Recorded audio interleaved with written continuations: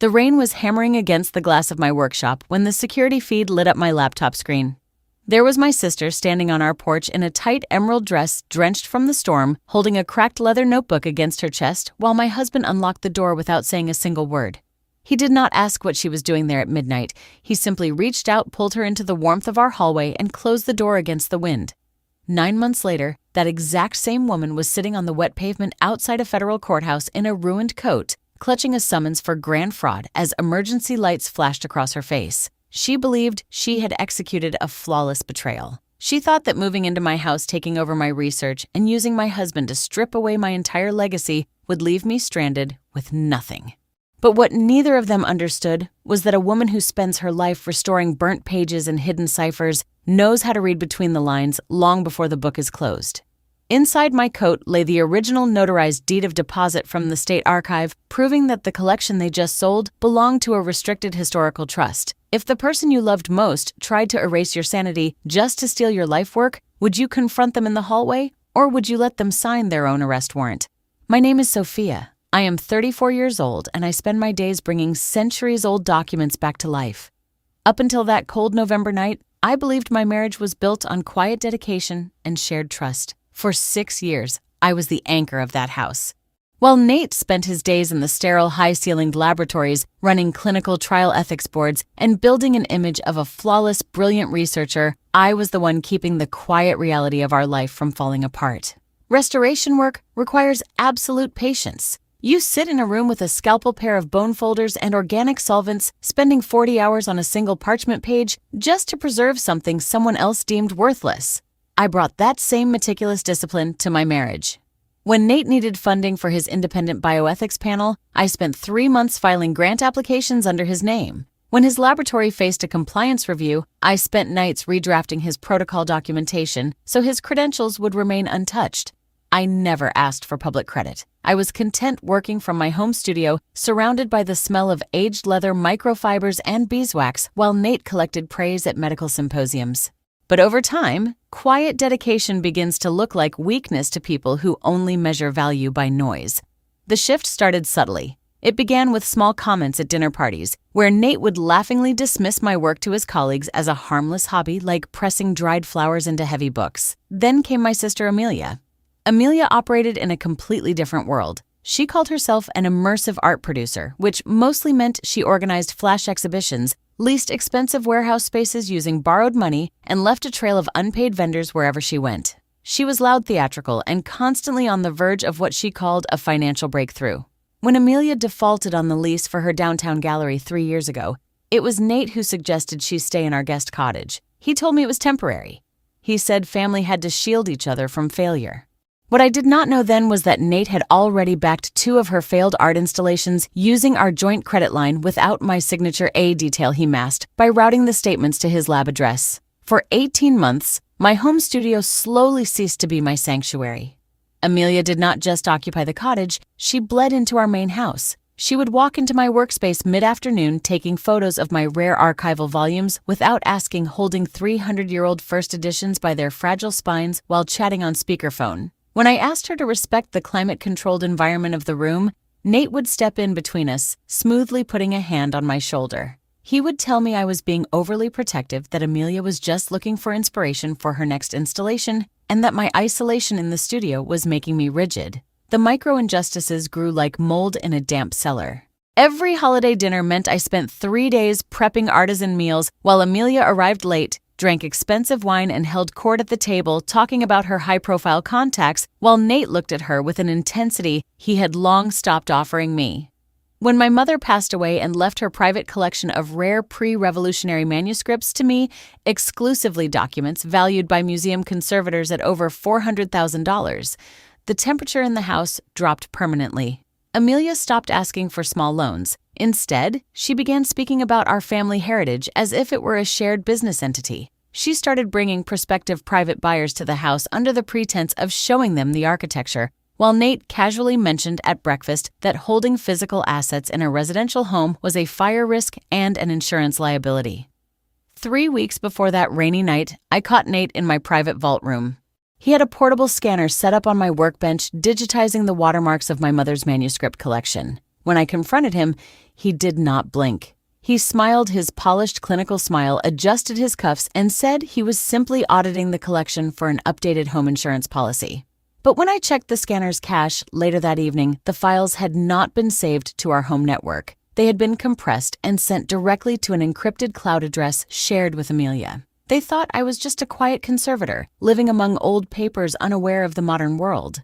They did not realize that when you spend 15 years studying how people try to forge history, you learn exactly how to spot a lie before the ink even dries. The night after I found the scanner cache, I did not go to sleep. Instead, I waited until 2 a.m. when the rhythmic hum of the HVAC unit signaled that Nate was fast asleep in the master bedroom. I slipped out of bed carrying a clean flash drive and my primary analytical ledger and moved silently down the hallway to my workshop. In my profession, you quickly learn that people who attempt to alter history always leave a paper trail, whether it is an inconsistent chemical binder on a forged manuscript or a digital footprint hidden behind administrative privileges. I sat at my workstation under the soft amber glow of my magnifying lamp and began a methodical audit of our entire household and professional network. First, I accessed the shared primary account where our mortgage and property taxes were managed. On the surface, everything looked routine, but when I downloaded the raw CSV data for the past 24 months and filtered the microtransactions under $400, the picture changed entirely. Small, recurring monthly payments had been routed through an LLC registered under the name Veritas Asset Management. I pulled up the State Secretary of State Registry. Veritas had been incorporated 18 months ago. The listed managing agent was Amelia, but the primary funding guarantee was backed by Nate's clinical trial consulting firm. Nate had not just been lending her money, he had been using his bioethics consulting fees to collateralize a corporate loan under her name. And to secure that loan, he had signed an affidavit stating that our residential property and the historic manuscript vault housed within it were corporate assets of his laboratory. My pulse remained completely steady. When you deal with delicate centuries-old parchment, panic only causes your hands to shake, and shaking hands ruin fragile truth. I opened a second window and dialed into the cloud backup of Nate's laboratory server using the administrative key I had helped him set up 3 years ago during his compliance review. Deep within a subfolder labeled Archival Valuation, I found the complete inventory of my mother's manuscript collection. Every single page had been digitized, cataloged, and assigned an estimated market value by an unaccredited private art appraisal firm based out of Chicago. Attached to the folder was a draft sales agreement addressed to a private collector. The purchase price was $650,000. The terms of the sale were horrific in their precision. The buyer was set to receive the original pre-revolutionary documents, while a set of high-resolution printed replicas, treated to match the age and weight of the original paper, would be returned to my vault. The contract was scheduled to close in 30 days, with the proceeds wired directly into an offshore escrow account controlled by Veritas Asset Management. They were not just planning to sell my legacy, they were going to swap it with forged copies right under my nose, knowing that as long as I believed the originals were safe in my climate-controlled cases, I would never suspect a thing. If I ever noticed the degradation in the ink years down the road, Nate would simply point to my changing health, subtle memory lapses, or stress, framing me as an unhinged conservator who had mismanaged her own inheritance. Then I checked the property deed on the county land registry database. That was where Nate made his fatal mistake. 2 years ago, when we restructured our estate plan after my mother passed, Nate asked me to sign a bundle of routine notary forms to consolidate our property lines. He had slipped an assignment clause into the stack, attempting to transfer ownership of the studio wing to his corporate entity. But Nate was a bioethicist, not a property law expert. He did not realize that 6 months before my mother died, she had placed the entire real estate parcel, including the main house, the studio, and all present and future archival additions, into an irrevocable private heritage trust. Under the binding statutes of that trust, no transfer of title, encumbrance, or sale of assets could occur without the explicit written consent of the sole named trustee. And the sole named trustee was not Nate. It was me. I sat back in my chair as the clock on the wall chimed 3:15 in the morning. I did not scream. I did not throw things. I carefully copied every loan document, every scanned watermark, every email draft between Nate, Amelia, and the private buyer onto 2 encrypted external drives. I printed out a single-page summary. 12 concise lines detailing every unauthorized transfer, every forged affidavit, and every dollar diverted to Veritas. I locked the printed page inside my personal steel safe, closed my laptop, and walked back up the stairs. The trap had been set by them, but I was the one who held the blueprint to the building. The morning after my discovery, the tone in our home shifted from quiet neglect to targeted psychological pressure. It started at the breakfast table. Nate sat across from me, sipping his dark coffee while scrolling through his tablet, looking every bit the composed, ethical scientist the public believed him to be. Amelia came downstairs late, wearing one of my oversized cashmere sweaters without asking, her eyes sharp and dismissive as she dropped her phone onto the granite counter. Nate set his cup down with a soft click and looked at me with an expression of practiced, condescending concern. He told me he had noticed how tired I looked lately, how my hands had been shaking while I worked on the manuscripts, and how my obsession with my mother's collection was clearly taking a toll on my emotional balance. Amelia chimed in immediately, leaning back and remarking that even the air in my workshop smelled like decay, and that keeping such valuable items in a private home was a sign of unhealthy fixation. They were testing the waters.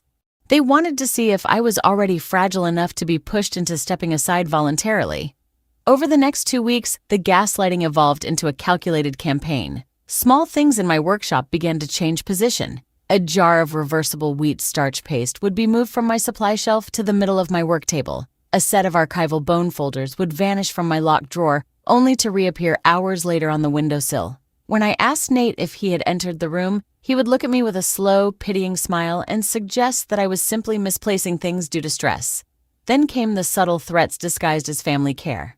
Amelia began calling our mutual acquaintances, hinting in soft, worried tones that I was suffering from burnout, isolates myself for days, and was becoming paranoid about the collection. She invited 2 of her high-profile art collector friends to the house under the guise of an informal Sunday lunch. During the meal, Nate casually brought up the difficulty of managing sensitive historical artifacts, subtly pointing out how taxing it was on a person's nervous system. When I calmly stated that my work required precision, not emotional instability, Amelia laughed a sharp, rehearsed sound and asked the guests if it didn't seem like I was clinging to the past at the expense of my own health. The real escalation happened on a Thursday afternoon. I returned home from the university library after verifying the registration codes of my mother's trust to find the door to my workshop standing wide open. Inside, 2 men in gray uniforms were measuring the room's humidity controls and framing dimensions. Nate was standing by my work table, holding a clipboard. When I demanded to know what was happening, he did not raise his voice. He walked over, took my arm with a firm, controlling grip, and led me into the adjacent hallway.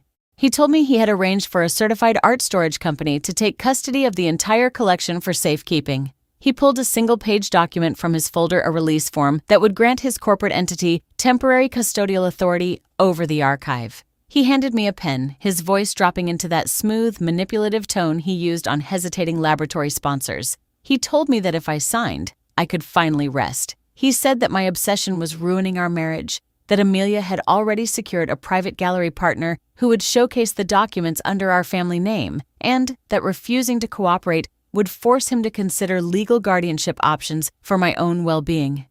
Amelia stood at the end of the hall, watching with her arms crossed, a cold smirk playing on her lips. They genuinely believed that isolated, tired, and facing 2 authority figures in my own hallway, I would panic and sign my life away. I looked down at the paper. I looked at Nate's calculated smile and Amelia's triumphant posture. My pulse did not spike. I did not raise my voice or drop the pen in anger. Instead, I looked Nate dead in the eye, capped the pen with a quiet click, and slipped the release form into my folder. I told him very clearly that any unauthorized technician stepping foot into my workshop would be cited for criminal trespass within 10 minutes. Then, I walked past them both, locked the studio door from the inside, and pulled out my phone to contact the one person they never expected me to turn to. The turning point did not arrive with a dramatic breakdown or a screaming match in the driveway. It arrived on a rainy Friday evening in the form of a heavy silver sedan parking at the far end of my street. The man who stepped out into the downpour was Dan, Nate's older brother. Dan and Nate had not spoken in 4 years. The official story Nate fed everyone was that Dan was jealous of his scientific success and had grown bitter over old family rivalries. But as a forensic audio and media analyst who worked closely with state prosecutors and insurance fraud units, Dan was a man who dealt strictly in verifiable waveforms, metadata, and objective truth. He knew exactly who his brother was behind the polished bioethics credentials. I met Dan at a quiet diner 2 towns over, away from the security cameras and shared Wi-Fi networks of our house. He sat in a corner booth, wearing a damp trench coat, a worn leather briefcase resting on the vinyl seat beside him. He didn't offer a dramatic speech or empty condolences. He simply opened the briefcase, pulled out an encrypted solid-state drive along with a bound 30-page technical report, and pushed them across the table toward me.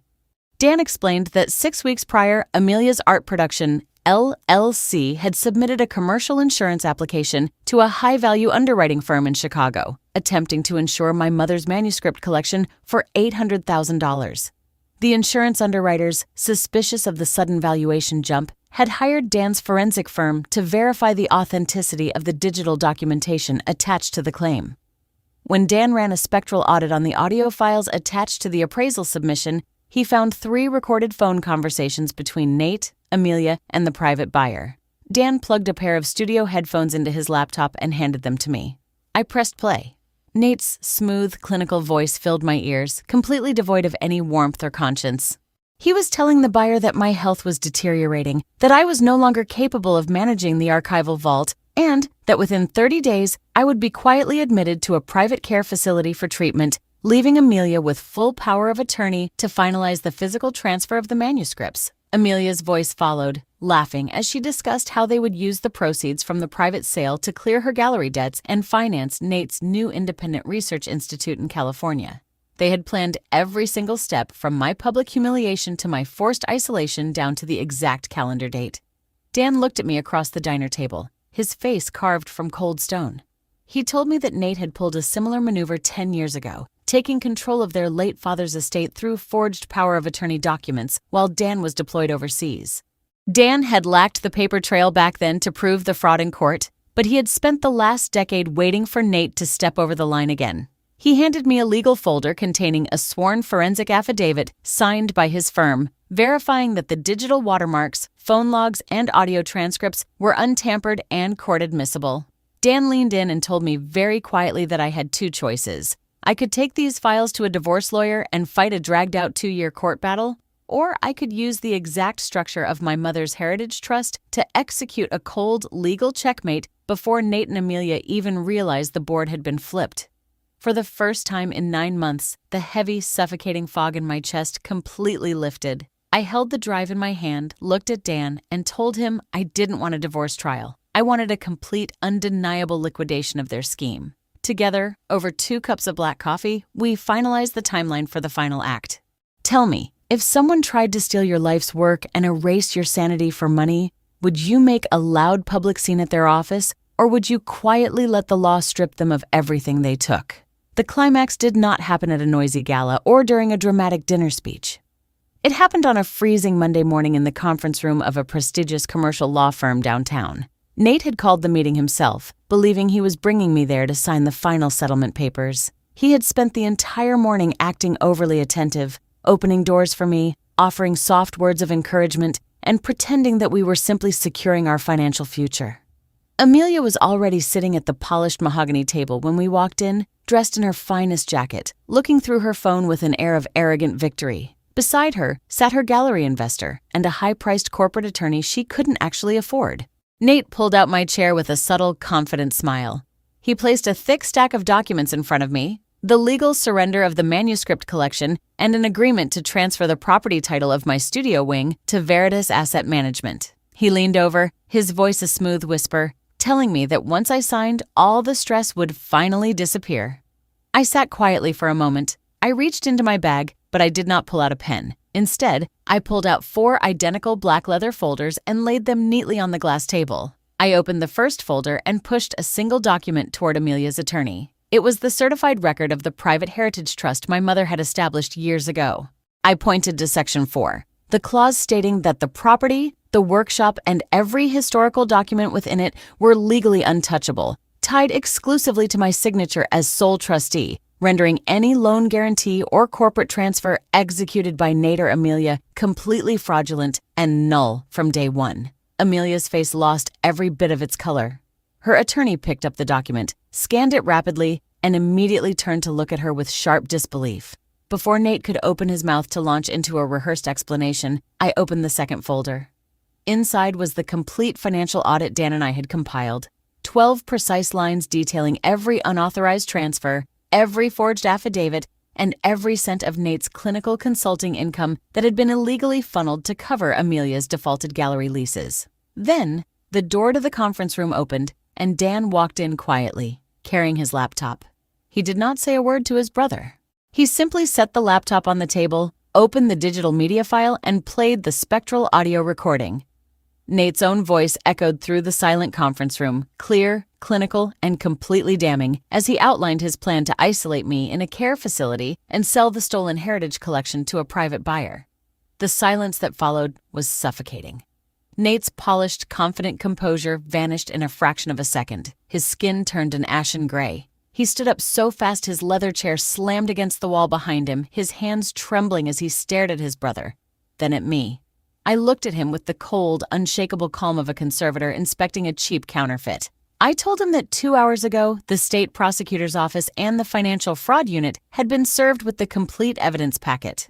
The state land registry had already placed a freeze on every account associated with Veritas Asset Management. The bank had revoked Nate's corporate credit lines, and the Board of Ethics at his university hospital had just received an emergency summons regarding his unauthorized use of research funds for private loan collateral. Amelia began to sob, not out of regret, but out of absolute panic as her attorney quietly packed his briefcase, handed her his card, and told her he could no longer represent her in this matter. I did not scream. I did not hurl insults. I simply stood up, closed my leather folders, and told Nate that the locks on our house had already been changed by a court-appointed marshal. His personal belongings had been packed into 4 storage boxes currently sitting in the driveway under security supervision. As I walked out of the conference room, leaving them surrounded by the paper trail of their own destruction, the only sound echoing behind me was the sharp, desperate sob of my sister, realizing that the trap she had built for me had finally snapped shut around her own life. 9 months have passed since that icy morning in the law firm conference room. The house is quiet now. The air in my workshop is clean, smelling only of aged paper, natural leather, and the faint, comforting scent of beeswax. There are no unexpected footsteps in the hallway, no loud phone calls echoing from the guest cottage, and no quiet manipulations disguised as marital concern. Nate's world collapsed with the precise speed of a house built on bad structural calculations. The ethics board at his laboratory conducted a full independent audit, which revealed multiple compliance violations and unauthorized asset transfers. He was stripped of his administrative position and forced to surrender his research grants. Today, he lives in a small rented studio apartment on the far side of the state, working as a lower-tier data entry clerk while paying down the court-ordered restitution for the corporate loans he fraudulently signed. Amelia's art production company entered forced liquidation within 60 days. Without my credit line and Nate's covert financial backing, her gallery space was seized by the city marshal to cover unpaid back rent and vendor debts. She was forced to take a real job as an assistant manager at a commercial framing shop, paying off her legal fees month by month. The weeping woman sitting on the curb outside the courthouse that rainy afternoon finally had to face the reality she spent a decade running away from. That true independence cannot be built on stolen foundations. Dan and I remain close. Once a month, he stops by the house with his briefcase, not to analyze forged documents, but to share a quiet dinner and talk about restoring old family photographs. He showed me that family is not defined by shared blood or shared last names, but by an unwavering commitment to truth and fairness. As for my mother's manuscript collection, it remains exactly where it belongs, safe inside the Heritage Trust, meticulously preserved and accessible to honest researchers and historians who respect the integrity of the past. In my line of work, when a document is damaged by time or greed, you do not throw it away, and you do not paint over the tears with cheap dye. You scrape away the rot, reinforce the spine, and restore the original text so it can stand on its own strength. I used to believe that being a good wife and sister meant acting as a load-bearing wall, quietly holding up the lives of people who constantly undermined my foundation. But true strength is not about carrying the weight of people who refuse to stand on their own feet. It is about knowing when to step back and let their bad architecture collapse under its own weight. If someone ever tries to convince you that you are a stranger in your own life, or that your quiet dedication gives them the right to rewrite your story, do not waste your energy fighting them with noise. Simply open your ledger, show them the documents, and remind them who built the house.